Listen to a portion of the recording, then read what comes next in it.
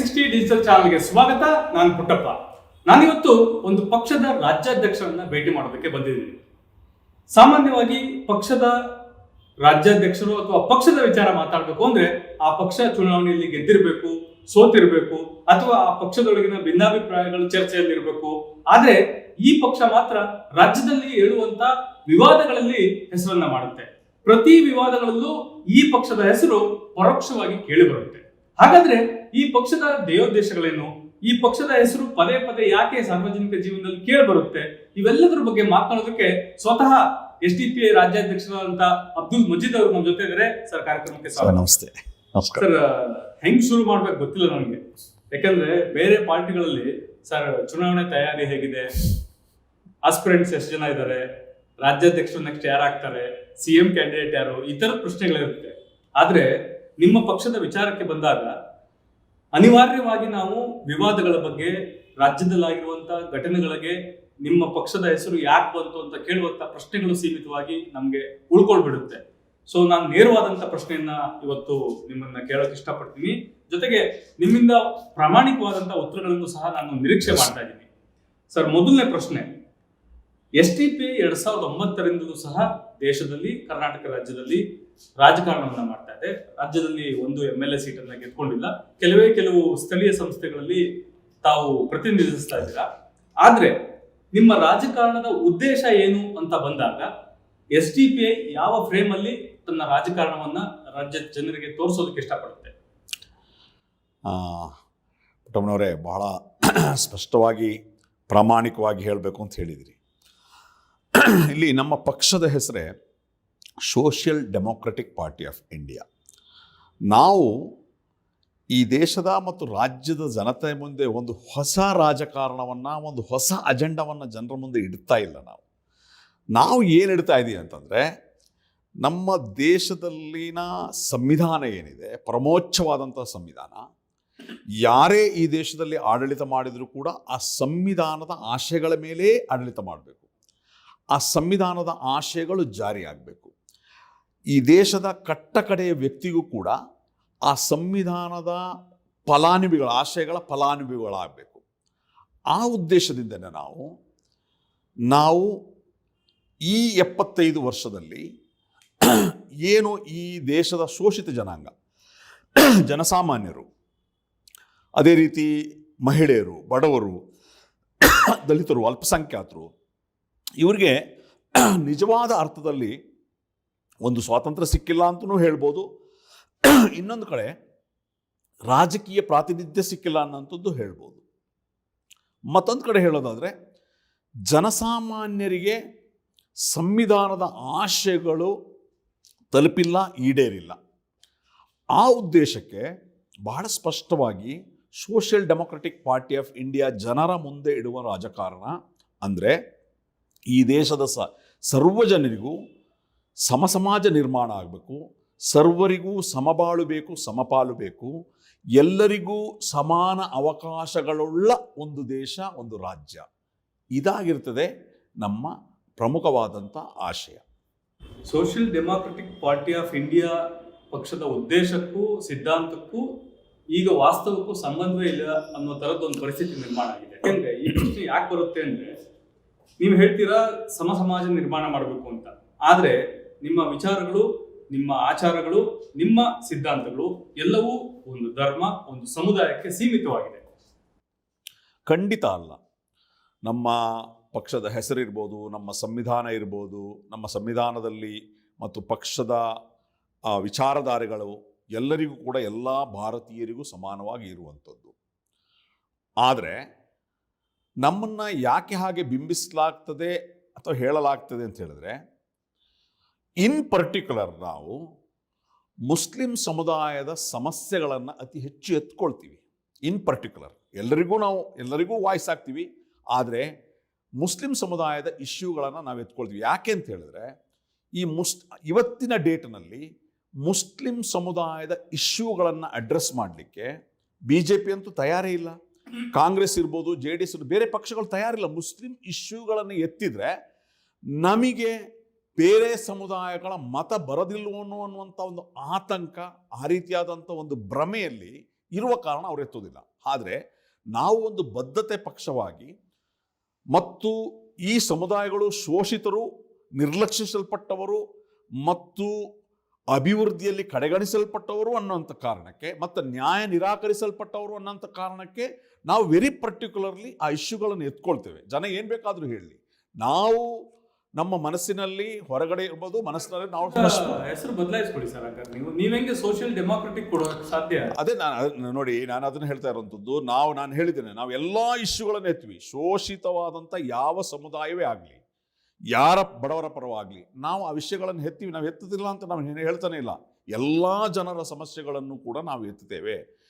ಹೆಚ್ಚು ಒತ್ತು ಯಾಕೆ ಅಂತಂದರೆ, ಅತ್ಯಂತ ಕಡೆಗಣಿಸಲ್ಪಟ್ಟ, ನಿರ್ಲಕ್ಷಿಸಲ್ಪಟ್ಟ ಎರಡು ಸಮುದಾಯಗಳು, ಈ ಮೂರು ಸಮುದಾಯಗಳಿದ್ರೆ ಇಲ್ಲಿ ಒಂದು ಮುಸ್ಲಿಮರು, ದಲಿತರು ಮತ್ತು ಆದಿವಾಸಿಗಳು.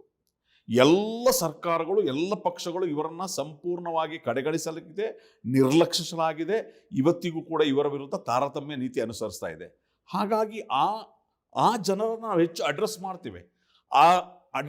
ಅನ್ನೋಂಥ ಕಾರಣಕ್ಕೆ ಬೇರೆ ಸಮುದಾಯಗಳ ಪರವಾಗಿ, ಬೇರೆ ವಿಷಯಗಳ ಪರವಾಗಿ ನಾವಿಲ್ಲ ಅಂತಲ್ಲ. ಖಂಡಿತವಾಗಲೂ ನಾವು ಈ ಕರ್ನಾಟಕ ರಾಜ್ಯದಲ್ಲಿ, ದೇಶದಲ್ಲಿ ಆಗಿ ಹೋಗುವ ಪ್ರತಿಯೊಂದು ವಿಚಾರದಲ್ಲೂ ಕೂಡ ನಮ್ಮದೇ ಆದಂಥ ಒಂದು ಸ್ಟ್ಯಾಂಡನ್ನು, ನಮ್ಮದೇ ಆದಂಥ ಒಂದು ನಿಲುವನ್ನು ನಾವು ಪ್ರಕಟಪಡಿಸ್ತಲೇ ಇದ್ದೀವಿ. ನಿಮ್ಮ ವಿಚಾರಗಳು ಬಹಳ ಶುದ್ಧವಾಗಿದ್ದರೆ ಜನ 2009ರಿಂದ ಇಲ್ಲಿವರೆಗೆ ಕನಿಷ್ಠ 224 ಕಾನ್ಸ್ಟಿಟ್ಯೂನ್ಸಿಲಿ ಒಬ್ಬರನ್ನಾದ್ರೂ ಆಯ್ಕೆ ಮಾಡ್ಬೋದಿತ್ತಲ್ವಾ SDPI ಅಭ್ಯರ್ಥಿನ?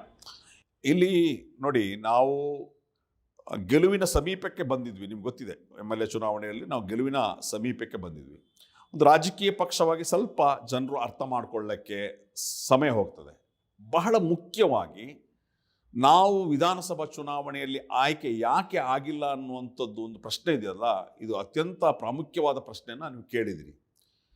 ಇಲ್ಲಿ ಇರುವಂತಹ ಬಲಾಢ್ಯ ರಾಜಕೀಯ ಪಕ್ಷಗಳು, ಅದು BJP ಇರ್ಬೋದು, ಕಾಂಗ್ರೆಸ್ ಇರ್ಬೋದು, JDS ಇರ್ಬೋದು, ಕರ್ನಾಟಕ ಸಂಬಂಧಪಟ್ಟಾಗೆ ಈ ಬಲಾಢ್ಯ ರಾಜಕೀಯ ಪಕ್ಷಗಳು, ಇವರಿಗೆ ಎಲ್ಲ ಚುನಾವಣಾ ತಂತ್ರಗಳು ಗೊತ್ತಿದೆ ಮತ್ತು ಇವರು ಕೋಟ್ಯಾಂತರ ರೂಪಾಯಿಯ ಹಣವನ್ನು ಚುನಾವಣೆಯಲ್ಲಿ ಸುರಿತಾರೆ. ಅವರ ವಿರುದ್ಧವಾಗಿ ನಮಗೆ ಅಷ್ಟು ದೊಡ್ಡ ಮಟ್ಟಿಗೆ ಹಣ ಖರ್ಚು ಮಾಡೋದಿಲ್ಲ ನಾವು. ನಂಬರ್ 1, ನಮ್ಮ ಒಂದು ಐಡಿಯಾಲಜಿ ಏನಿದೆ ಅಂತಂದರೆ, ಮತದಾರರಿಗೆ ನಾವು ಯಾವುದೇ ಕಾರಣಕ್ಕೂ ಹಣ ಕೊಡೋದಿಲ್ಲ. ಬಹಳ ಸ್ಪಷ್ಟವಾಗಿದ್ದೀವಿ. ನಾವು ಮತದಾರರನ್ನು ಭ್ರಷ್ಟರನ್ನಾಗಿ ಮಾಡಿ ನಾವು ಅವರಿಂದ ಮತವನ್ನು ಪಡೆಯುವುದಿಲ್ಲ ಅನ್ನೋದು ಬಹಳ ಸ್ಪಷ್ಟ ಇದೆ ನಮ್ಮ ಸಿದ್ಧಾಂತ. ಯಾಕೆಂದರೆ ನಾವು ಜನರಿಗೆ ಸೇವಕರಾಗಿ ಕೆಲಸ ಮಾಡಲಿಕ್ಕೆ ಬರಬೇಕು ಅನ್ನೋಂಥ ಕಾರಣಕ್ಕೆ. ಉದಾಹರಣೆಗೆ ಈಗಿನ ರಾಜಕೀಯ ಪರಿಸ್ಥಿತಿಯಲ್ಲಿ ಹಾಗೆ ಆಗಿದೆ. ಯಾರು ಹಣವನ್ನು ಕೊಟ್ಟು ಮತವನ್ನು ಖರೀದಿ ಮಾಡಿರ್ತಾರೋ ಅವರು ಜನರನ್ನು ಅಡ್ರೆಸ್ಸೇ ಮಾಡೋದು. ಯಾಕಂದರೆ ಹಣ ಖರ್ಚು ಮಾಡಿದ್ವಿ, ನೀವು ಹಣ ಕೊಟ್ಟಿದ್ದಕ್ಕೆ ನಾನು ಓಟ್ ಕೊಟ್ಟಿದ್ಯಾ ಅಂತ ಹೇಳ್ತಾರೆ. ಆ ಒಂದು ಪೈಪೋಟಿ ಇದೆಯಲ್ಲ, ಆ ಹಣದ ಬಲಾಢ್ಯತೆ, ಆ ಪೈಪೋಟಿಯನ್ನು ಎಲ್ಲೋ ಒಂದು ಕಡೆ ನಮಗೆ ಎದುರಿಸಲಿಕ್ಕೆ ಇವತ್ತಿನ ದಿನದಲ್ಲಿ ಸಾಧ್ಯ ಆಗ್ತಾ ಇಲ್ಲ. ನಾವು ಭರವಸೆ ಇಟ್ಟಿದ್ವಿ, ಮುಂದಿನ ದಿನಗಳಲ್ಲಿ ಖಂಡಿತ ಜನರು ಇದನ್ನು ಅರ್ಥ ಮಾಡಿಕೊಂಡ್ರೆ ಖಂಡಿತವಾಗ್ಲೂ ನಾವು ಕೂಡ ಎಲ್ಲ ಚುನಾವಣೆಗಳಲ್ಲಿ ಗೆಲ್ತೀವಿ. ಈಗ ನೀವು ಸ್ಥಳೀಯ ಸಂಸ್ಥೆಗಳ ಬಗ್ಗೆ ನೀವು ಪ್ರಸ್ತಾಪ ಮಾಡಿದ್ರಿ. ಇವತ್ತು ಗ್ರಾಮ ಪಂಚಾಯಿತಿಯಲ್ಲಿ ರಾಜಕೀಯ ಪಕ್ಷಗಳು ಇಲ್ಲದೆ ಹೋದರೂ ಕೂಡ ಸರಿಸುಮಾರು 300ರಷ್ಟು ನಮ್ಮ ಬೆಂಬಲಿತ ಗ್ರಾಮ ಪಂಚಾಯಿತಿ ಸದಸ್ಯರಿದ್ದಾರೆ, ಕೌನ್ಸಿಲರ್ಗಳಿದ್ದಾರೆ, ಕಾರ್ಪೊರೇಟರ್ಗಳಿದ್ದಾರೆ, ಹಲವಾರು ನಗರಸಭೆಗಳಲ್ಲಿ ನಿಮಗೆ ಗೊತ್ತಿದೆ. ಅಲ್ಲಿ ನಮಗೆ ಅಕ್ಸೆಪ್ಟೆನ್ಸ್ ಮಾಡೋ ಕಾರಣನೇ, ಅವ್ರು ಓಟ್ ಕೊಟ್ಟ ಕಾರಣ ನಾವು ಗೆದ್ದಿರುವಂಥದ್ದು. ಅಲ್ಲಿ ಅಕ್ಸೆಪ್ಟೆನ್ಸ್ ಇದೆ. ಇಲ್ಲಿ ಇಷ್ಟೇ ನಾನು ಹೇಳ್ತಾ ಇರೋಂಥದ್ದು, ಆ ಒಂದು ಹಣದ ರಾಜಕೀಯದ ಮುಂದೆ ನಾವೆಲ್ಲೋ ಒಂದು ಕಡೆ ಅವರ ಪೈಪೋಟಿ ಮಾಡಲಾರದೆ ಸೋಲ್ತಾ ಇದ್ದೀವಿ ಹೊರತು ಬೇರೆ ನಮಗೆ ಜನ ಬೆಂಬಲ ಇಲ್ಲ ಅಂತಲ್ಲ. ಜನ ಬೆಂಬಲ ಇಲ್ಲದೆ ಹೋದರೆ ನರಸಿಂಹರಾಜ ವಿಧಾನಸಭಾ ಕ್ಷೇತ್ರದಲ್ಲಿ ಕಳೆದ ಚುನಾವಣೆಯಲ್ಲಿ 33,000 ಜನರು ಮತ ನನಗೆ ಕೊಟ್ಟಿದ್ದಾರೆ. ನನ್ನ ಉದಾಹರಣೆ ಬೇರೆ ಬೇರೆ ಕಡೆ ನಾವು ಚುನಾವಣೆಯಲ್ಲಿ ಸ್ಪರ್ಧಿಸಿದಾಗ ಕೊಟ್ಟಿದ್ದಾರೆ. ಹಾಗಾಗಿ ಜನ ಬೆಂಬಲ ಇದೆ. ಎಲ್ಲೋ ಒಂದು ಕಡೆ ಈ ಒಂದು ಪೈಪೋಟಿಗೆ ನಾವು ಸರಿಸಾಮಲ ಆಗದೆ ಹೋದಂಥ ಸಂದರ್ಭದಲ್ಲಿ ಹಣವೇ ರಾಜಕಾರಣ ಆದಾಗ ನಾವೆಲ್ಲೋ ಒಂದು ಕಡೆ ಸೋಲ್ತಾ ಇದ್ದೀವಿ. ಹಣವೇ ರಾಜಕಾರಣ ಅಂತ ನೀವೇ ಹೇಳ್ತೀರಾ. ಚುನಾವಣೆ ಇಲ್ಲದೆ ಅಥವಾ ಚುನಾವಣೆಗೆ ಪರ್ಟಿಕ್ಯುಲರ್ ಆಗಿ ಹಣ ಖರ್ಚು ಮಾಡದೇ ಇದ್ರೆ ಇವತ್ತಿನ ರಾಜಕಾರಣದಲ್ಲಿ ನೀವು ಅಸ್ತಿತ್ವ ಉಳಿಸ್ಕೊಳ್ಳೋದಕ್ಕೆ ಸಾಧ್ಯ ಇದೆಯಾ? ನಾನು ಈಗಾಗಲೇ ನಿಮ್ಮ ಮುಂದೆ ಪ್ರಸ್ತಾಪ ಮಾಡಿದೆ. ನಮ್ಮ ಗ್ರಾಮ ಪಂಚಾಯಿತಿಯ ಚುನಾವಣೆಗಳಿರ್ಬೋದು ಅಥವಾ ನಗರಸಭಾ ಚುನಾವಣೆ, ಕಾರ್ಪೊರೇಷನ್ ಚುನಾವಣೆಗಳಲ್ಲಿ ನಾವು ಸೀಮಿತ ಹಣ ಅಂದರೆ ಯಾವುದೇ ಮತದಾರರಿಗೆ ಯಾವುದೇ ಹಣ ಕೊಡದೆ ಚುನಾವಣೆಯಲ್ಲಿ ಕಾರ್ಯಕರ್ತರ ಖರ್ಚಿರ್ಬೋದು, ಪಬ್ಲಿಸಿಟಿ ಖರ್ಚಿರ್ಬೋದು, ಇದನ್ನು ಮಾಡೇ ನಾವು ಗೆದ್ದಿರುವಂಥದ್ದು. ನಮ್ಮ ವಿರುದ್ಧ ಬಲಾಢ್ಯ ರಾಜಕಾರಿ ಪಕ್ಷಗಳು ಈವನ್ ಕಾರ್ಪೊರೇಷನ್ ಎಲೆಕ್ಷನ್ನಲ್ಲಿ, ಕೌನ್ಸಿಲ್ ಎಲೆಕ್ಷನಲ್ಲೂ ಕೋಟ್ಯಾಂತರ ರೂಪಾಯಿ ಖರ್ಚು ಮಾಡಿದ್ದು ಕೂಡ ಅವರಿಗೆ ಗೆಲ್ಲಲಿಕ್ಕೆ ಸಾಧ್ಯವಾಗಿಲ್ಲ. ನಾವು ಗೆದ್ದಿದ್ದೇವೆ. ಹಾಗಾಗಿ ನಮಗೆ ಖಂಡಿತವಾಗ್ಲೂ ಭರವಸೆ ಇದೆ, ಈ ಸಮಾಜದಲ್ಲಿ ಬದಲಾವಣೆ ಆಗ್ತದೆ, ಮತದಾರರು ಬದಲಾವಣೆ ಆಗ್ತಾರೆ. ಹಣಕ್ಕಿಂತ ಜನಸೇವೆ, ಜನರ ರಾಜಕಾರಣ ಮುಖ್ಯವಾದಾಗ ಖಂಡಿತವಾಗ್ಲೂ ನಮ್ಮಂಥ ರಾಜಕೀಯ ಪಕ್ಷಗಳಿಗೆ ಖಂಡಿತವಾಗ್ಲೂ ನಮಗೆ ಬೆಂಬಲ ಸಿಗ್ತದೆ, ನಾವು ಸಕ್ಸಸ್ ಆಗ್ತೀವಿ. ಸರ್, ಈ ಪ್ರಶ್ನೆಗಳು ಮುಂದೆ ಬರುವಂಥ ಪ್ರಶ್ನೆಗಳು ನಿಮಗೆ ಸ್ವಲ್ಪ ನಿಷ್ಠೂರ ಅಂತ ಅನ್ಸಿದ್ರು, ಇದು ಅನಿವಾರ್ಯತೆ ಆಗಿದೆ, ಹಾಗಾಗಿ ಕೇಳ್ತಾ ಇದ್ದೀನಿ ಸರ್. ರಾಜ್ಯದಲ್ಲಾಗುವಂತ ಎಲ್ಲ ಕೊಲೆಗಳಿಗೆ SDPI ಯಾವುದಾದರೂ ಒಬ್ಬ ವ್ಯಕ್ತಿಯ ಇಂದಿನ ಕೈವಾಡ ಇದ್ದೇ ಇರುತ್ತೆ ಅನ್ನೋ ಬಗ್ಗೆ ಇತ್ತೀಚಿನ ದಿನಗಳಲ್ಲಿ ಒಂದಷ್ಟು ಆರೋಪಗಳು ಕೇಳಿ ಬರ್ತಾ ಇದೆ. ಅದಕ್ಕೆ ಪೂರಕವಾಗಿ ದಾಖಲೆಗಳನ್ನ ಸಲ್ಲಿಸ್ತಾರೆ.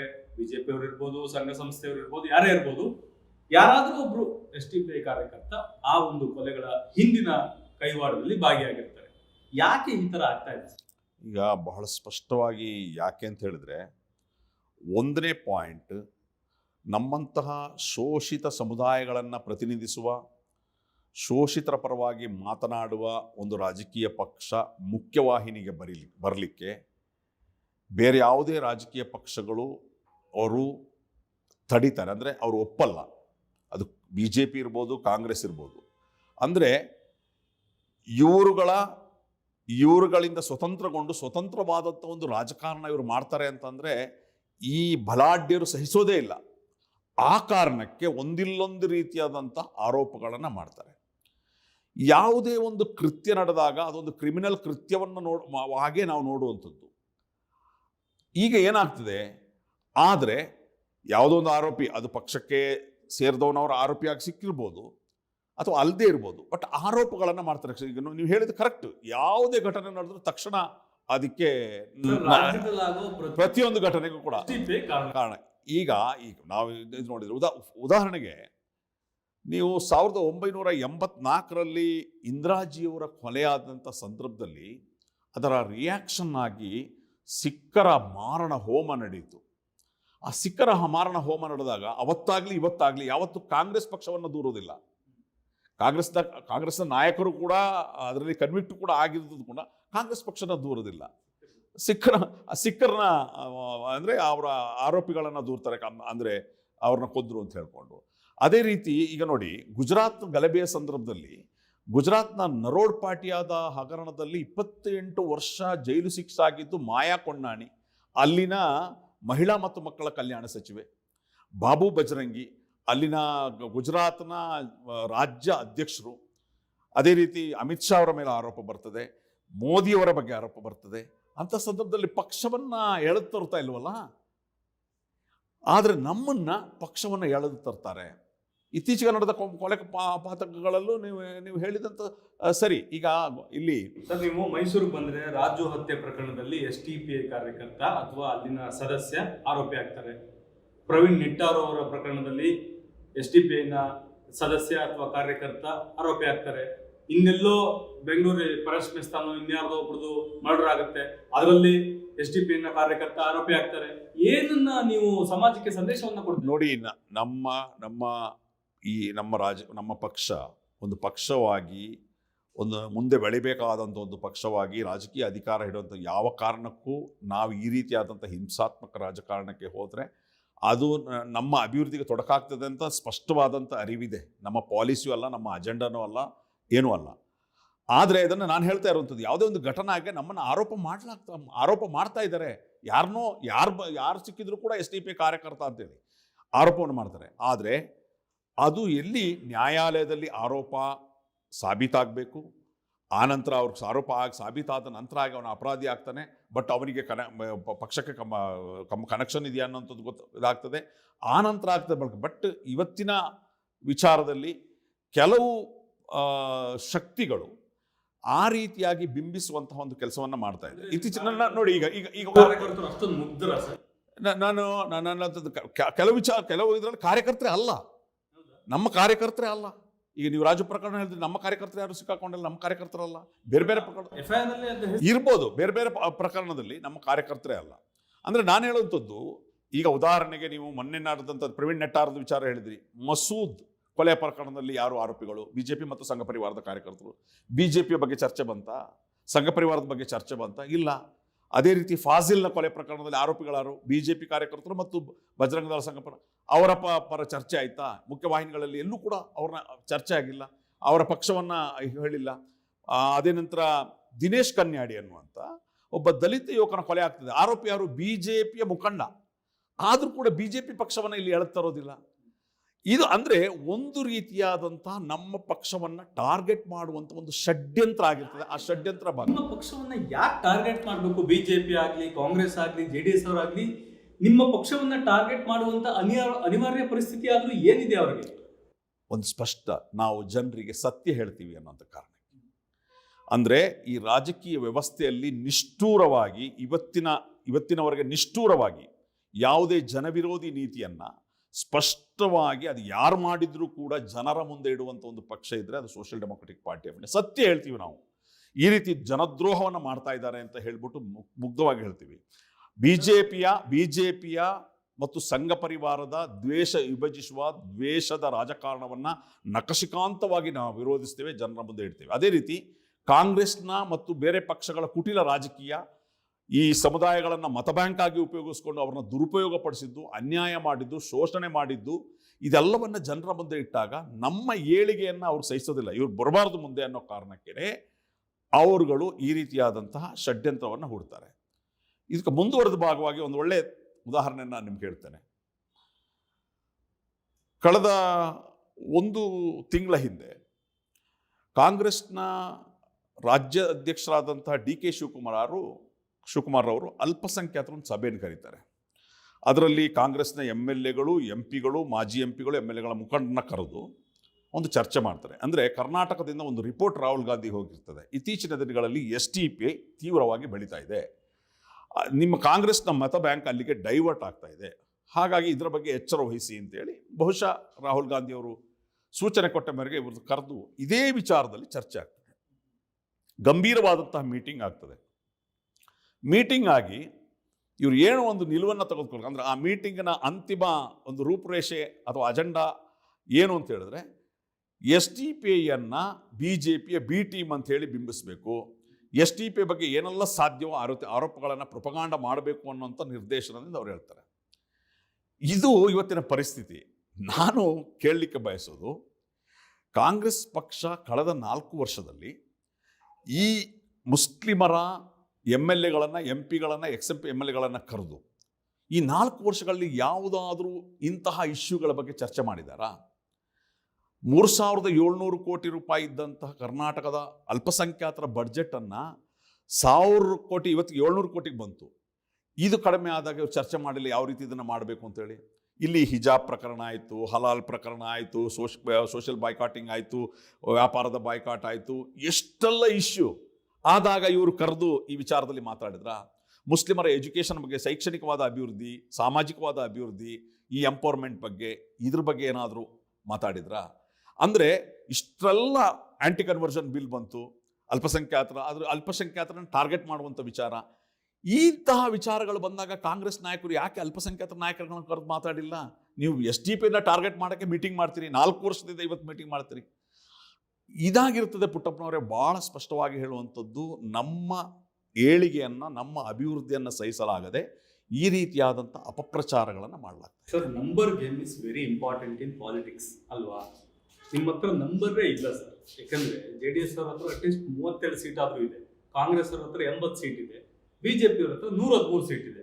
ನಿಮ್ಮ ಹತ್ರ ನಂಬರ್ ಇದ್ರೆ ಆ ನಂಬರ್ಗೆ ನಿಮ್ಮ ಜೊತೆ ಜಗಳ ಆಡೋದ್ರಲ್ಲಿ ಅರ್ಥ ಇದೆ ನಿಮ್ಗೆ. ಹಾಗಾದ್ರೆ ಕಾಂಗ್ರೆಸ್, JDS, BJP 3 ಸಮಾನ ವಿರೋಧಿಗಳು. ಆದ್ರೆ ಆ ಸಮಾನ ವಿರೋಧಿಗಳು ಯಾಕೆ STPಯನ್ನು ತುಳಿಬೇಕು ಅಂತ ಪ್ರಯತ್ನ ಮಾಡ್ತಾರೆ? ಸರ್, ಅದೇ ನಾನು ಹೇಳ್ತಾ ಇರುವಂಥದ್ದು. ಅವರ ಕೆಳಗಡೆನ ಭೂಮಿ ಕುಸಿಯಲಾರಂಭಿಸಿದೆ. ಸ್ಥಳೀಯ ಸಂಸ್ಥೆಗಳಲ್ಲಿ ಅದು ಪ್ರೂವ್ ಆಗತೊಡಗಿದೆ. ಉದಾಹರಣೆಗೆ ಮಡಿಕೇರಿಯ ನಗರಸಭೆಯಲ್ಲಿ ಪ್ರಮುಖ ವಿರೋಧ ಪಕ್ಷ, ಕೆಲವೊಮ್ಮೆ ಆಡಳಿತ ಪಕ್ಷವಾಗಿ, ಕೆಲವೊಮ್ಮೆ ವಿರೋಧ ಪಕ್ಷವಾಗಿ ಕಾಂಗ್ರೆಸ್ ಇತ್ತು. ಇವತ್ತು ಅಲ್ಲಿ ಕಾಂಗ್ರೆಸ್ಸಿಗೆ ಸಿಕ್ಕಿದ್ದು 1 ಸೀಟು, ನಾವು 5 ಸೀಟು, ನಾವು ವಿರೋಧ ಪಕ್ಷದಲ್ಲಿದ್ದೇವೆ. ಚಾಮರಾಜನಗರದಲ್ಲಿ ಬೇರೆ ಬೇರೆ ಕಡೆ ಏನಾಗ್ತಾ ಇದೆ ಅಂತಂದರೆ, ಅವರ ಆಡಳಿತದ ಗ್ರಾಮ ಪಂಚಾಯತ್ಗಳು ನಮಗೆ ವಾಲ್ತಾ ಇದೆ. ಕ್ರಮೇಣ ನಮ್ಮ ಶಕ್ತಿಯನ್ನು ನಾವು ವೃದ್ಧಿ ಮಾಡ್ತಾ ಇದ್ದಾಗ ಅದರ ಅಪಾಯ ಅವರಿಗೇನೆ, ವಿಶೇಷವಾಗಿ ಈ ಸೋಕಾಲ್ಡ್ ಜಾತ್ಯತೀತ ಪಕ್ಷಗಳನ್ನು. ಆ ಕಾರಣಕ್ಕೆ ಅವರು ಟಾರ್ಗೆಟ್ ಮಾಡ್ತಾರೆ. ಇವತ್ತು ನಾವು ನಂಬರ್ ಗೇಮಲ್ಲಿ ಇಲ್ಲದಿದ್ರು ಕೂಡ ಮುಂದೆ ನಾವು ಬಂದೇ ಬರ್ತೀವಿ ಅನ್ನೋಂಥದ್ದಿದೆ. ಯಾಕಂದರೆ ಒಂದು ಕ್ಯಾಡರ್ ಬೇಸ್ಡ್ ಪೊಲಿಟಿಕಲ್ ಪಾರ್ಟಿಯ ಶಕ್ತಿ ಅವ್ರಿಗೆ ಗೊತ್ತು, ಅದನ್ನು ನಾವು ಪ್ರೂವ್ ಮಾಡಿದ್ದೀವಿ ಕೂಡ. ಸ್ಥಳೀಯ MLA ಎಲೆಕ್ಷನ್ಗಳಲ್ಲೂ ಕೂಡ ನಾವು ಚುನಾವಣೆ ಮಾಡಿದರೆ.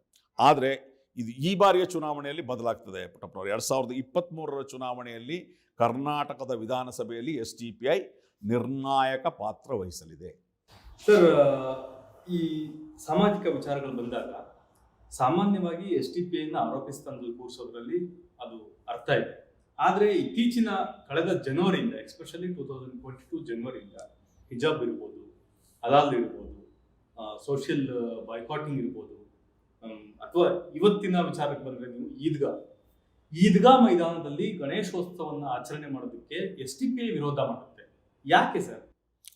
ಈಗ ಭಾಳ ಸ್ಪಷ್ಟವಾಗಿ ನೀವು ಹಲವಾರು ವಿಚಾರಗಳನ್ನು ಪ್ರಸ್ತಾಪ ಮಾಡಿದರೆ ನಾನು ಈ ವಿಷಯಕ್ಕೆ ಬರ್ತೇನೆ. ಹಿಜಾಬ್ನ ವಿಚಾರ ಬಂದಾಗ ಪ್ರಸ್ತಾಪ, ಯಾಕಂದರೆ ಕರ್ನಾಟಕ ರಾಜ್ಯದಲ್ಲಿ ದೊಡ್ಡ ಮಟ್ಟದ ಚರ್ಚೆಯನ್ನು ಮಾಡಿದಂಥ ಒಂದು ಪ್ರಕರಣ. ಸರ್, ಒಂದು ಇಂಟರಪ್ಟ್ ಮಾಡ್ತೀನಿ.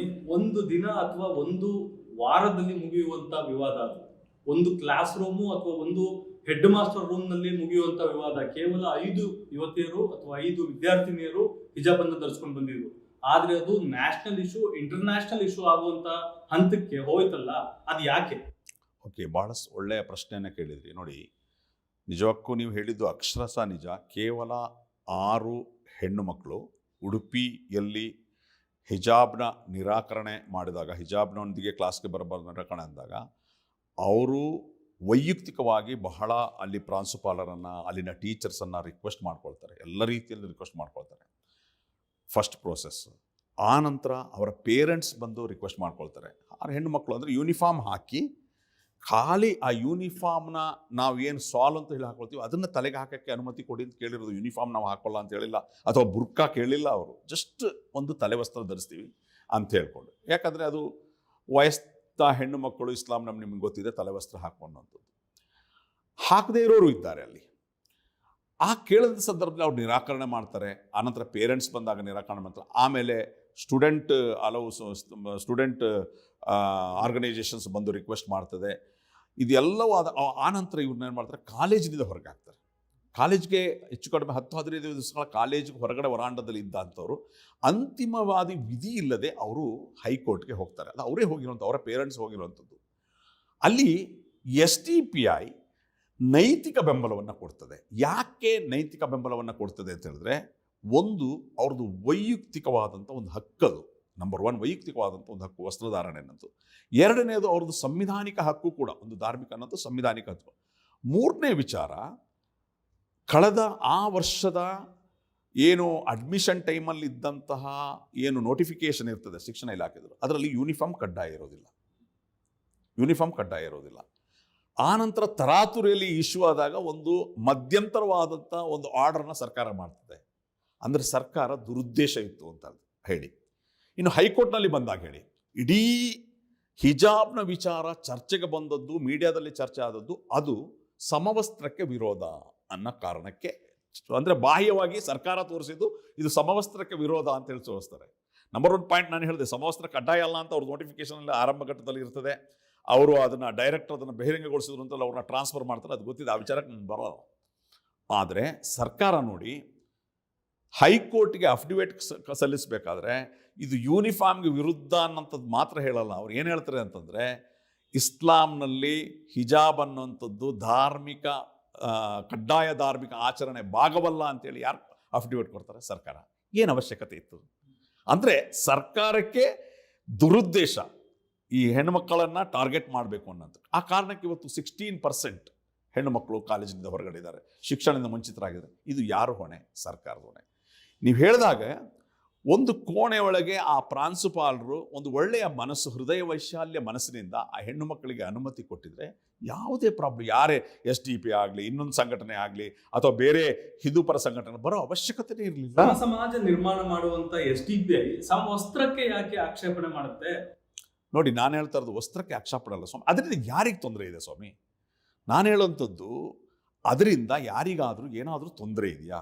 ಅವರ ವೈಯಕ್ತಿಕವಾದಂಥ, ಈಗ ಉದಾಹರಣೆಗೆ ಸಿಕ್ಕರು ಅವರ ಆ ವಿವಾದದಿಂದ ಎಷ್ಟು ಹೆಣ್ಣು ಮಕ್ಕಳು ಕಾಲೇಜನ್ನ ಬದಲಾಯಿಸುವಂತ ಪರಿಸ್ಥಿತಿ ಬಂತು, ಎಷ್ಟೋ ಹೆಣ್ಮಕ್ಳು ಮನೇಲಿ ಕುತ್ಕೊಳ್ಳೋ ಪರಿಸ್ಥಿತಿ ಬಂತು. ಇದಕ್ಕೆ ಸಮುದಾಯ ಕಾರಣನ, ಸಮಾಜ ಕಾರಣನ, ಅದೊಂದೇ ಘಟನೆ ಕಾರಣನ? ಸರ್ಕಾರ, ಬಿಜೆಪಿ ಸರ್ಕಾರ ಕಾರಣ, ಬೇರೆ ಯಾರು ಕಾರಣ ಅಲ್ಲ. ಬಿಜೆಪಿ ಸರ್ಕಾರ ಕಾರಣ. ಬಿಜೆಪಿ ಸರ್ಕಾರಗಳಿಗೆ ತಾಯಿಯ ಮನಸ್ಸಿರಬೇಕು. ಅಂದರೆ ಅವತ್ತು ಹೊಸದಾಗಿ ಅವರು ಹಿಜಾಬಿಂದ ಬಂದಿದ್ದಲ್ಲ. ಸ್ವಾತಂತ್ರ್ಯ ನಂತರ ಇಲ್ಲಿಯವರೆಗೆ ಅದು ಕಾಲೇಜ್ನಲ್ಲಿ, ಸ್ಕೂಲ್ಗಳಲ್ಲಿ, ಬೇರೆ ಬೇರೆ ಕಡೆ ಹಿಜಾಬ್ ಅವ್ರು ಹಾಕೊಂಡು ಹೋಗ್ತಾರೆ. ಹಾಕೊಂಡು ಹೋಗ್ತಾರೆ, ಹಾಕದೆ ಹೋಗ್ರೆ ಅದಕ್ಕೆ ಯಾಕೆ ತಡೆ ಮಾಡಬೇಕು? ಆ ವಸ್ತ್ರದಿಂದ ನಿಮಗೆ ಏನು ತೊಂದರೆ ಹೇಳಿ? ಆ ತಲೆ ವಸ್ತ್ರ, ಯೂನಿಫಾರ್ಮ್ನ ತಲೆಯ ವಸ್ತ್ರವನ್ನು ಹಾಕ್ಕೊಂಡ್ರೆ ನಿಮಗೆ ಯಾರಿಗಾದರೂ, ಆ ಪ್ರಿನ್ಸಿಪಾಲ್ರಿಗ ಅಥವಾ ಒಟ್ಟಿಗೆ ಓದುವ ವಿದ್ಯಾರ್ಥಿಗಳಿಗೆ ಅದೇ ಪ್ರಶ್ನೆ ಸರ್ ನಿಮ್ಗೆ ಕೇಳಿದ್ರೆ, ಅದನ್ನ ತೆಗೆದಿಟ್ರೆ ಏನು ತೊಂದರೆ? ನೋಡಿ, ಅದೊಂದು ಅವರ ಒಂದು ಧಾರ್ಮಿಕ ನಂಬಿಕೆಯ ಭಾಗ. ಅದನ್ನು ಗೌರವಿಸಬೇಕಾದದ್ದು ನಮ್ಮ ಕರ್ತವ್ಯ. ಉದಾಹರಣೆಗೆ ಈಗ ಸಿಕ್ಕರು ಪೇಟ ಹಾಕ್ತಾರೆ, ಆರ್ಮಿಯಲ್ಲೂ ಹಾಕ್ತಾರೆ, ಕ್ರಿಕೆಟ್ ಆಡಬೇಕಾದ್ರು ಹಾಕ್ತಾರೆ, ಎಲ್ಲ ಕಡೆ ಹಾಕ್ತಾರೆ. ಅದನ್ನು ನೀವು ಯಾಕೆ ಸಮಾನತೆ, ನೀವು ಪಿಟ ತೆಗೆದು ಬನ್ನಿ ಅಂತ ಹೇಳಲಿಕ್ಕೆ ಆಗ್ತದ? ಈ ದೇಶ ಅದೇ ಸರ್, ಐಡಿಯಾ ಆಫ್ ಇಂಡಿಯಾ ಅನ್ನೋಂಥದ್ದು ಅದೇ. ವೈವಿಧ್ಯತೆಯಲ್ಲಿ ಏಕತೆ. ಇನ್ನೊಬ್ಬರಿಗೆ ಯಾರಿಗೂ ತೊಂದರೆ ಮಾಡದೆ ಸಿಕ್ಕರು ಪೇಟ ಕಟ್ಕೊಂಡು ನನಗೇನು ತೊಂದರೆ? ಅದು ಅವರ ವೈಯಕ್ತಿಕವಾದಂಥ ಡ್ರೆಸ್. ಅದು ನಿಮಗಿಷ್ಟವಾದಂಥ ಡ್ರೆಸ್ ನೀವು ಹಾಕ್ತೀರಿ. ಉದಾಹರಣೆಗೆ ನಮ್ಮ ಮಾರ್ವಾಡಿ ಮಹಿಳೆಯರು ಕೂಡ ತಲೆ ವಸ್ತ್ರ ಈಗ ಹಾಕ್ಕೊಳ್ತಾರೆ, ಕೊಡವರು ಬೇರೆದೇ ಆದಂಥ ವಸ್ತ್ರ. ಅದು ಅವರವರ ವೈಯಕ್ತಿಕವಾದಂಥದ್ದು. ಅದಕ್ಕೂ ಇದಕ್ಕೂ ಏನೋ ಸಂಬಂಧ ಮಾಡದಲೇ ನಾವು ಮುಖ್ಯವಾದಂಥ ಇಶ್ಯೂಗಳೇನು ಅನ್ನೋ ಕಡೆ ಹೋಗಬೇಕೇ ಹೊರತು ಈ ರೀತಿಯಾದಂಥ ವಿಚಾರಗಳನ್ನು ಎತ್ಕೊಂಡ್ರೆ ಸಮಾಜದಲ್ಲಿ ಬಿರುಕು, ವೈಮನಸ್ಸು ಉಂಟಾಗ್ತದೆ ಹೊರತು ಯಾರಿಗೂ ಯಾವುದೇ ಲಾಭ ಇಲ್ಲ. ಓಕೆ, ಹಿಜಾಬ್ ವಿಚಾರವನ್ನು ಬಿಟ್ಟು ಮುಂದಕ್ಕೆ ಹೋದ್ರೆ ಅದೇ ತಿಂಗಳಲ್ಲಿ ಹಲಾಲ್ ವಿಚಾರ ಬರುತ್ತೆ, ಜೊತೆಗೆ ಸೋಷಿಯಲ್ ಬಾಯ್ಕಾಟಿಂಗ್, ವ್ಯಾಪಾರದ ಕೊನೆಗೆ ಎಲ್ಲಿ ಬಂದ್ಬಿಡ್ತಂದ್ರೆ ಓಲಾ ಉಬ್ಬರಲ್ಲೂ ಸಹ ಮುಸ್ಲಿಂ ಡ್ರೈವರ್ ಇದ್ರೆ ನಾವು ಗಾಡಿ ಎತ್ತಲ್ಲಪ್ಪ ಅನ್ನೋ ಹಂತಕ್ಕೆ ಬಂದ್ಬಿಡುತ್ತೆ. ಅದು ಪರ್ಟಿಕ್ಯುಲರ್ಲಿ ಮುಸ್ಲಿಂ ಸಮುದಾಯವನ್ನ ಟಾರ್ಗೆಟ್ ಮಾಡುವಂತ ಕೆಲಸ ಆಯ್ತು ಅಂತ ನೀವು ಹೇಳ್ತೀರಾ? 100%. ನೋಡಿ, ಬಹಳ ಸ್ಪಷ್ಟವಾಗಿ ಬಿಜೆಪಿಯ ಒಂದು ಅಜೆಂಡಾ, ರಾಜಕೀಯ ಅಜೆಂಡಾ ಅಂತ ಹೇಳಿದ್ರೆ, ಈ ಕಳೆದ ಅವರ ಬಿಜೆಪಿಯ ರಾಜಕೀಯದ ಅಜೆಂಡಾವನ್ನು ನೋಡಿ, ರಾಜಕೀಯ ಇಶ್ಯೂಗಳನ್ನು ನೋಡಿ, ಯಾವತ್ತೂ ಕೂಡ ಅವರ ಅಭಿವೃದ್ಧಿಯ ಅಜೆಂಡಾಗಳನ್ನು ಇಟ್ಟು ಚುನಾವಣೆಗೆ ಹೋಗಲೇ ಇಲ್ಲ. ಅದು ಕೇಂದ್ರ ಚುನಾವಣೆ ಇರ್ಬೋದು, ಅವರಿಗೆ ಅಭಿವೃದ್ಧಿ ಅಜೆಂಡಾ ಮುಖ್ಯ ಅಲ್ಲ. ಅವ್ರದ್ದು GDPದು ಚರ್ಚೆ ಆಗಲ್ಲ, ಅಲ್ಲಿ ಎಕನಾಮಿಕ್ ವಿಷಯಗಳು ಚರ್ಚೆ ಆಗಲ್ಲ. ಅವರಿಗೆ ಒಂದು ಅಜೆಂಡಾ ಬೇಕು ಪೋಲರೈಸೇಷನ್ ಮಾಡೋಕ್ಕೆ. ಅದಕ್ಕೆ ಅವರು ತಗೊಳ್ಳುವಂಥದ್ದು ಹಿಂದೂ ಮುಸ್ಲಿಂ. ಅಂದರೆ ಒಂದು ವಿಷಯ ಹೇಳ್ತೀನಿ, ನಾನು ಕಂಪ್ಲೀಟ್ ಮಾಡ್ತೀನಿ. ಅಂದರೆ ಮುಸಲ್ಮಾನರನ್ನು ಒಂದು ರೀತಿಯಾದಂತಹ ಅಪರಾಧಿ ಸ್ಥಾನದಲ್ಲಿ ನಿಲ್ಲಿಸಿ, ಮುಸಲ್ಮಾನರು ಅವ್ರು ಹಾಗೆ, ಅವ್ರು ಹೀಗೆ, ಅವ್ರು ಭಯೋತ್ಪಾದಕ, ಅದು ಇದು ಅಂತೇಳಿ ತೋರಿಸಿ ಹಿಂದೂ ಮತಗಳನ್ನು ಕ್ರೋಢೀಕರಣ ಮಾಡುವ ಒಂದು ನೀತಿಯ ಹೊರತು ಬೇರೇನೂ ಅಲ್ಲ. ಒಂದು ರಾಜಕೀಯ ಅಜೆಂಡಾದ ಭಾಗವಾಗಿ ಆಗಿರ್ತದೆ ಈ ರೀತಿ ಮುಸ್ಲಿಂ ವಿರೋಧವನ್ನು ಅವರು ಅಂದರೆ ಪ್ರೊಪಗಾಂಡ ಮಾಡುವಂಥದ್ದು. ಸರ್, ಅವರು ಒಂದು ರಾಜಕೀಯ ಪಕ್ಷ ಸರ್, ಎದುರುಗಡೆ ಅವ್ರನ್ನ ಯಾಮಾರಿಸೋದೇ ಅವ್ರ ಕೆಲಸ. ಅವ್ರು ಅದನ್ನ ಮಾಡ್ತಾರೆ. ಅದನ್ನ ಯಾವ ರೀತಿಯಾಗಿ ಬ್ಯಾಲೆನ್ಸ್ ಮಾಡಬೇಕು ಅಂತ SDPIಗೂ ಗೊತ್ತಿರಬೇಕಲ್ಲ. ನೋಡಿ, SDPI ಈ ವಿಚಾರದಲ್ಲಿ, ಬ್ಯಾಲೆನ್ಸ್ ವಿಚಾರದಲ್ಲಿ SDPI ಸ್ಪಷ್ಟವಾಗಿ ತನ್ನ ನೀತಿ ನಿಯಮಗಳನ್ನು, ಅವರ ಸಾಂವಿಧಾನಿಕ ಹಕ್ಕುಗಳನ್ನು ಹೇಳಿದೆ ಹೊರತು ಬೇರೇನೂ ನಾವು ಅದನ್ನು ಹೇಳಿಲ್ಲ. ಯಾವಾಗಲೂ ನಾವು ಹೇಳಿರುವಂಥದ್ದು ಸಾಂವಿಧಾನಿಕವಾದಂಥ ಹಕ್ಕುಗಳು. ಮತ್ತು ಇವೆಲ್ಲ ವೈಯಕ್ತಿಕ ವಸ್ತ್ರಧಾರಣೆ, ಆಹಾರ, ಇವೆಲ್ಲವೂ ಕೂಡ ತೀರಾ ವೈಯಕ್ತಿಕವಾದಂಥ ವಿಚಾರಗಳು.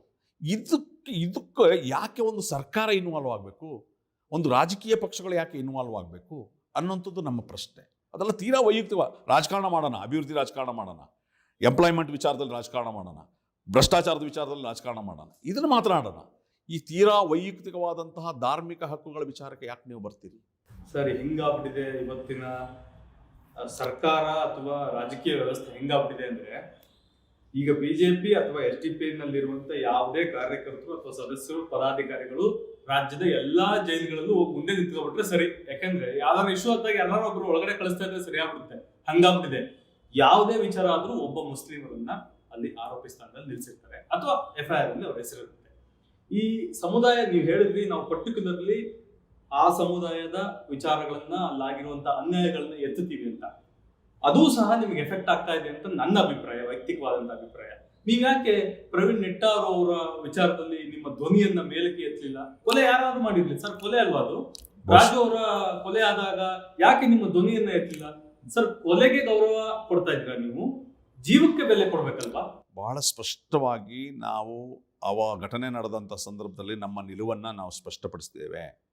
ಒಂದು, ನಾಗರಿಕ ಸಮಾಜದಲ್ಲಿ ಕೊಲೆ ಅನ್ನೋದನ್ನು ಒಪ್ಪಲಿಕ್ಕೆ ಸಾಧ್ಯವೇ ಇಲ್ಲ, ನಮ್ಮ ನಿಲುವಿಲ್ಲ. ಅದನ್ನು ನಾವು ಖಂಡನೆ ಮಾಡಿದ್ದೀವಿ, ಇವತ್ತಿಗೂ ಖಂಡನೆ ಮಾಡ್ತೀವಿ, ಅವತ್ತೂ ಖಂಡನೆ ಮಾಡಿದ್ದೀವಿ. ಅದು ನಿಲ್ವಲ್ಲ. ಆದರೆ ಅದು ಏನಾಗ್ತಾ ಇದೆ ಈಗ ಸಮಾಜದಲ್ಲಿ ಅಂತಂದರೆ, ಒಂದು ಕಡೆದು ಮಾತ್ರ ಇಲ್ಲಿ ಹೈಲೈಟ್ ಆಗಿ ಇನ್ನೊಂದು ಕಡೆದು ಹೈಲೈಟ್ ಇರೋಂಥ ಸಂದರ್ಭದಲ್ಲಿ ಈಗ ನೀವು ಹೇಳಿದ್ರಿ, ಓಕೆ, ನಾವೊಂದು ರಾಜಕೀಯ ಪಕ್ಷವಾಗಿ ನಾವು ಹೇಳಬಹುದು, ಒಂದು ಸರ್ಕಾರವಾಗಿ ಈ ಸರ್ಕಾರ ನಡೆದುಕೊಂಡ ರೀತಿ ನೋಡಿ ನೀವು. ಪ್ರವೀಣ್ ನೆಟ್ಟಾರು ಕೊನೆಗಿಂತ ಮುಂಚೆ 6 ದಿವಸದ ಮುಂಚೆ ಬಹುಶಃ ಮಸೂದ್ ಅನ್ನೋ ಯುವಕನ ಒಂದು ಕೊಲೆ ಆಗ್ತದೆ, ಆನಂತರ ಪ್ರವೀಣ್ ನೆಟ್ಟಾರು ಆಗ್ತದೆ, ಆನಂತರ ಫಾಜಿಲ್ ಕೊಲೆ ಆಗ್ತದೆ. ಈ ಸಂದರ್ಭದಲ್ಲಿ ಸರ್ಕಾರ ಸ್ವತಃ ಮುಖ್ಯಮಂತ್ರಿಗಳೇ ಪ್ರವೀಣ್ ನೆಟ್ಟಾರ್ ಮನೆಗೆ ಹೋಗ್ತಾರೆ, ಸಾಂತ್ವನ ಹೇಳ್ತಾರೆ, 25 ಲಕ್ಷ ಹಣ ಕೊಡ್ತಾರೆ. ಅಲ್ಲಿಂದ 6 ಕಿಲೋಮೀಟರ್ ಇರುವ ಮಸೂದ್ನ ಮನೆಗೆ ಭೇಟಿ ಕೊಡೋದು ಇಲ್ಲ, ಪರಿಹಾರನೂ ಕೊಡೋದಿಲ್ಲ. ಫಾಜಿಲ್ ಮನೆಗೆ ಭೇಟಿ ಕೊಡೋದು ಇಲ್ಲ, ಪರಿಹಾರನೂ ಕೊಡೋದಿಲ್ಲ. ಅದೇ ರೀತಿ ದಿನೇಶ್ ಕನ್ಯಾಡಿಯ ಕೊಲೆ ಆಗ್ತದೆ, ಆರೋಪಿ BJP, ಅಲ್ಲಿಗೂ ಕೂಡ ಪರಿಹಾರ ಕೊಡೋದಿಲ್ಲ, ಹೋಗೋದಿಲ್ಲ. ಅಂದ್ರೆ ಇದನ್ನ ಏನು ಅರ್ಥ ಸುತ್ತ, ಒಂದು ಸರ್ಕಾರ ನಿಮ್ಮೆಲ್ಲರ ಟ್ಯಾಕ್ಸ್ ಹಣವನ್ನು ಈ ರೀತಿ ಕೊಡಬೇಕಾ? ಕೊಡಲಿ, ನಾನು ಕೊಡಬಾರ್ದು ಅಂತ ಹೇಳಿ ನಾನು ಖಂಡಿತ ಅಲ್ಲ, ಸಾಂತ್ವನ ಹೇಳಬಾರ್ದು ಅಂತಲ್ಲ. ಒಂದು ಸರ್ಕಾರವಾಗಿ ನೀವು ಸಮಾನವಾಗಿ ಕಾಣಿ.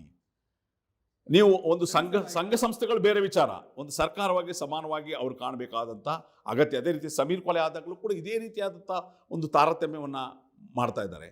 ಸರ್ಕಾರ ಈ ತಾರತಮ್ಯ ಮಾಡಬೇಕಾದ್ರೆ ನಾವು ಸುಮ್ಮನೆ ಇರಬೇಕಾ? ನಾವು ಕೇಳಬಾರ್ದು. ತಾರತಮ್ಯ ಮಾಡ್ತಾ ಇದ್ದಾರೆ, ಹಾಗಂತ ನೀವು ಅದನ್ನೇ ಮಾಡ್ತಾರೆ. ನಾವು ತಾರತಮ್ಯ ಮಾಡಿಲ್ಲ. ನೀವು ಮುಸ್ಲಿಂ ಅವ್ರ ಮನೆಗೆ ಮಾತ್ರ ಹೋಗ್ತೀರಾ, ನೀವು ಪ್ರವೀಣ್ ನೆಟ್ಟಾರು ಮನೆಗೆ ಹೋಗುವಂತ ಧೈರ್ಯ ಮಾಡ್ತೀರಾ?